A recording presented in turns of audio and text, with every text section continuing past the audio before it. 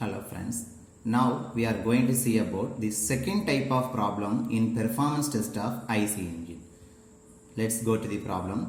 A 4-cylinder, 4-stroke petrol engine has a bore of 57 mm and a stroke of 90 mm.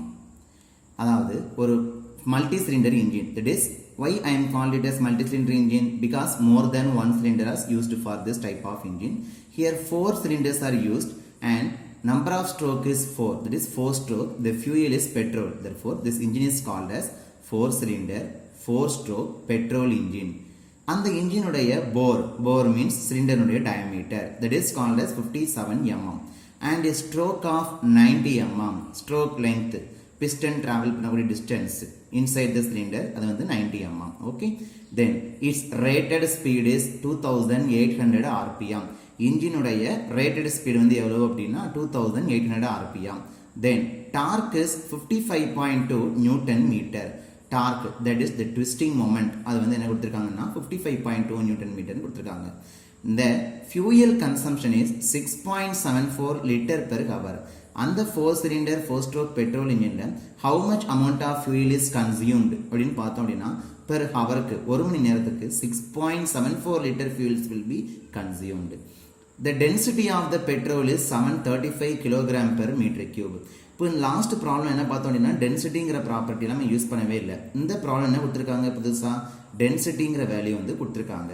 Calorific value நம்ம பார்த்துருப்போம், ஆனால் அந்த problem extra data என்ன வந்திருக்கு அப்படின்னா டென்சிட்டி ஆஃப் தி பெட்ரோல். இந்த பெட்ரோலுக்கு டென்சிட்டி எவ்வளோ அப்படின்னா 735 kg per meter cube, that is mass density is given. And petrol has a calorific value of 44,200 kilojoule per kilogram. இந்த பெட்ரோல் ஃபியூலுடைய calorific value வந்து என்ன அப்படின்னா 44,200 kilojoule per kilogram. So first of all, what is the meaning of calorific value? 1 kilogram of petrol நான் combustion பண்றேன் அப்படின்னா எனக்கு வந்து இவ்வளோ amount of heat வந்து எனக்கு என்ன ஆகும்னா liberate ஆகும்னு அர்த்தம். That is the calorific value of this petrol. ஒவ்வொரு ஃபியூலுக்குமே வந்து அது வுட்டாக இருக்கலாம், இல்லை சால்ட் ஃபியூலாக இருக்கலாம், லிக்விட் ஃபியூல்ஸாக இருக்கலாம், எல்லா ஃபியூல்ஸுமே கலோரிஃபிக் வேல்யூன்னு ஒன்று உண்டு. ஸோ அதில் 1 kilogram of fuel நம்ம கம்பஷன் பண்ணும்போது how much amount of heat will be liberated, that is called as the calorific value. Okay, so what is the question? Calculate BP. BP means brake power. BMEP, brake mean effective pressure, brake thermal efficiency and brake specific fuel consumption. Let's we go to the given data. 4 cylinder 4 stroke petrol engine. இந்த வார்த்தை ரொம்ப முக்கியம்ப்பா. ஏன் முக்கியம் சொல்கிறேன் அப்படின்னா number of cylinder ரொம்ப முக்கியம். ஏன்னா ஃபார்முலாஸில் வரும் கேங்கிற டைம் யூஸ் பண்ணுவோம். அது 4 ஸ்ட்ரோக்கா 2 ஸ்ட்ரோக்கா, 4 ஸ்ட்ரோக்கு 2 ஸ்ட்ரோக்கு ஸ்பீடு யூஸ் பண்ண டேட்டா வந்து மாறும். 4 ஸ்ட்ரோக்காக இருந்துச்சு அப்படின்னா கொடுத்துருக்க ரேட்டட் ஸ்பீடை வந்து 2ஆல் டிவைட் பண்ணி போடுவோம். 2 ஸ்ட்ரோக்காக இருந்துச்சு அப்படின்னா ரேட்டட் ஸ்பீட் வேல்யூவை அப்படியே யூஸ் பண்ணிவிடுவோம். ஸ்மால் n யூஸ் பண்ணுறோம் இல்லைங்களா, அந்த formula. So number of cylinder is 4, that is k equal to 4 and the bore value is given as 57 mm, that is the diameter of the cylinder converted into meter, 0.057 1000 divide பண்ணி போட்டிருக்கேன் mm மீட்டரா மாத்துறதுக்கு. then stroke equal to 90 mm, stroke length L ன்னு எடுப்போம். 90 mm equal to மீட்டரா மாத்தும் போது 0.09 metre. அவன் கொடுத்துருக்க engine speed என்னது, ரேட்டட் ஸ்பீடு, அதை கேபிட்டல் என்ன எடுத்துருப்போம் இல்லைங்களா 2800 rpm. ஸோ ஸ்மால் என்ன என்னது, இது 4 ஸ்ட்ரோக் இன்ஜினாக இருக்கிறதுனால அந்த rated speed divided by 2. if it is the 2 stroke engine we take the value of small n equal to capital N, but in this problem 4 stroke engine is preferred, therefore small n equal to capital N divided by 2, 1400 rpm. twisting moment or torque value 55.2 newton meter. இப்போ இந்த டார்க்குங்கிற value வந்து நமக்கு டைரெக்டாக கொடுக்காம கூட இருக்கலாம். நீங்கள் போன சம்மில் ஒரு அசைன்மெண்ட் ப்ராப்ளம் பண்ணியிருப்பீங்க. என்ன பண்ணியிருப்பீங்க அப்படின்னா டார்க் தேவைப்பட்டுச்சுன்னா லோடு இல்லைனா ஒரு force into perpendicular distance of the brake drum, அதாவது அந்த பிரேக் ட்ரம்முடைய ரேடியஸ் என்ன, அதோட ஃபோர்ஸாலேயோ லோடாலேயோ மல்டிப்ளை பண்ணி போட்டிருப்பீங்க. டார்க் நமக்கு கிடைச்சிருக்கும். இங்கே நமக்கு டார்க் டேட்டாவே கொடுத்துட்டாங்க. So T equal to this amount of newton metre. Fuel consumption என்ன யூனிட்ல கொடுத்துருக்காங்க பாருங்க, 6.74 லிட்டர் பெர் ஹவர்ல கொடுத்துருக்காங்க. லிட்டரு இல்லைன்னா மீட்டர் கியூப்னு சொன்னாங்கன்னா அந்த ஃபியூலுடைய வால்யூமை சொல்லுது. வித் ரெஸ்பெக்ட் டு டைம்னு சொன்னதுனால I take this value as volumetric flow rate of the fuel. So நான் VF னு எடுத்துக்கிறேன். Fங்கிறது fuel indicate பண்ணுது, V டாட்ங்கிறது volumetric flow rate. With respect to time நாலே flow rate தான். அதனால 6.74 லிட்டர் per hour ஸ்டாண்ட் யூனிட்டா மாத்திரே நான் வந்து so metric cube per hour convert பண்ணியாச்சு. லிட்டர் metric cube மாத்த என்ன பண்ணுவோம்? 1 liter equal to 10 power minus 3 metric cube அல்லது 1 metric cube equal to 1000 liter. Okay. Then density of the petrol is given. Density symbol represented by rho. Petrol is the fuel, so rho F is equal to how much value? This value. Then calorific value of the petrol is also given CV. Calorific value CV is equal to 44,200 kilojoule per kilogram. So நான் என்னென்ன கண்டுபிடிக்க போறேன் அது to calculate brake power, brake mean effective pressure, brake thermal efficiency, brake specific fuel consumption. எல்லாமே பிரேக்குங்கிற வார்த்தை வருது. So அதனால break power தான் எல்லாமே என்ன முக்கியமான பராமீட்டராக இருக்கும். இப்போ சொல்யூஷனில் பார்த்தீங்க அப்படின்னா ஸ்டெப் 1க்கு போகிறேன். ஸோ ஸ்டெப் 1க்கு என்ன கேட்டிருக்காங்க? பிரேக் பவர்னு கேட்டிருக்காங்க. நமக்கு பிரேக் பவர்னா என்னன்னு தெரியும்? ஒரு இன்ஜின் ப்ரொடியூஸ் பண்ணக்கூடிய net power output available at the shaft. கடைசியாக வந்து எல்லா லாஸஸும் போக மொத்தமாக எவ்வளோ அவுட்புட் பவர் நமக்கு கிடைக்குது, that is called as the brake power. So brake power equal, நல்லா கவனிக்கணும் இந்த ஃபார்முலாவில், brake power equal to 2πnt divide by 60. இந்த 2πங்கிறது கான்ஸ்டன்ட்டு, பைனா 3.14 போடுவோம். என்னங்கிறது என்னது? n is nothing but rated speed of the engine. இந்த ஃபார்முலாவில் அது 4 ஸ்ட்ரோக்காக இருந்தாலும் சரி 2 ஸ்ட்ரோக் இன்ஜினாக இருந்தாலும் சரி n வேல்யூ வந்து நீங்கள் என்ன பண்ணணும்னா ரேட்டட் ஸ்பீடு தான் கொடுத்துருக்க ஸ்பீடை அப்படியே அப்ளை பண்ணிக்கணும். டார்க் கிவனில் இருக்குது, அதனால் கிவன் டேட்டாவை அப்படியே அப்ளை பண்ணிக்கிட்டேன். போன சமயம் என்ன பண்ணி போனால் டார்க் பதிலாக லோடு இன்ட்டு பெர்பெண்டிகுலர் ரேடியஸ்னு போட்டிருப்பீங்க டார்க் பதிலாக. ஸோ உங்கள் டேட்டாவே எழுதலாம், டேட்டாவே அப்ளை பண்ணிக்கலாம். வர்ற ஆன்சர் என்ன வரும்னா 2πntல போட்டோம் அப்படின்னா வாட்ஸில் கிடைக்கும். இதே இது கீழே நீங்கள் 60 into 1000 போட்டு பண்ணீங்க அப்படின்னா வர்ற ஆன்சர் கிலோ வாட்ஸில் கிடைக்கும். வாட்ஸை கிலோ வாட்ஸாக மாற்றுறதுக்கு 1000 டிவைட் பண்ணுவோம். ஓகேங்களா? ஸோ செகண்ட் ஸ்டெப் பாருங்க, break mean effective pressure, that is indicated by BMEP. அப்போ பிரேக் பவர்லேருந்து கண்டுபிடிக்கிறது தான் பிரேக் மீன் எஃபெக்டிவ் ப்ரெஷர். நமக்கு பிரேக் பவருக்கு இன்னொரு ஃபார்முலா தெரியுது, ஜென்ரல் ஃபார்முலா. இன்னொரு ஃபார்முலா என்னது? Break power is equal to break mean effective pressure. இந்த ப்ரெஷருங்கிறது P இண்டிகேட் பண்ணுது, பிரேக்குக்கு பீன் இருக்குது, மீன் எஃபெக்டிவ்க்கு எம்னு இருக்குது.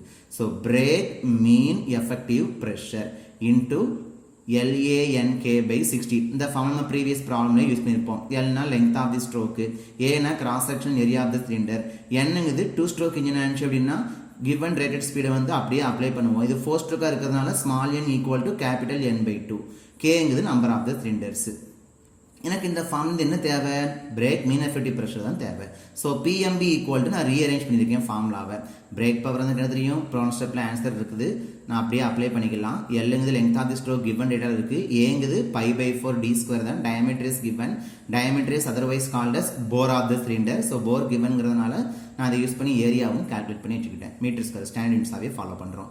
Nங்கிறது என்னது? Small n equal to whether it is the 2-stroke engine, you should substitute the value of the rated speed of the engine directly. If it is the 4-stroke engine, this small n equal to rated speed divided by 2, that is capital N/2. கொடுத்திருக்க ஸ்பீடை 2ஆல் divide பண்ணி போகணும். இந்த some நமக்கு 4 stroke தான், 2ஆல் divide பண்ணி தாங்க values apply பண்ணியிருப்பேன். Kங்கிறது நம்பர் ஆஃப் சிலிண்டர், 4 சிலிண்டருங்கிறதுனால 4ஆல் சப்ஸ்டியூட் பண்ணி போட்டுக்கலாம். ஸோ ரீஅரேஞ்ச் பண்ண வேலை ஒவ்வொரு வேல்யூஸ் நான் சப்ஸ்டியூட் பண்ணியிருக்கேன். எனக்கு கிடைச்ச வேல்யூஸ் என்ன கிடைச்சிருக்கும் அப்படின்னா இது ப்ரெஷருங்கிறதுனால வர்ற வேல்யூ வந்து Nm/m². ஓகேங்களா? நான் இதை வந்து என்ன பண்ணியிருக்கேன்? பாயிண்ட்ஸ் ரீஅரேஞ்ச் பண்ணிட்டு 10⁵ Nm/m² கன்வெர்ட் பண்ணியிருக்கேன். we know 1 bar equal to 10⁵ Nm/m².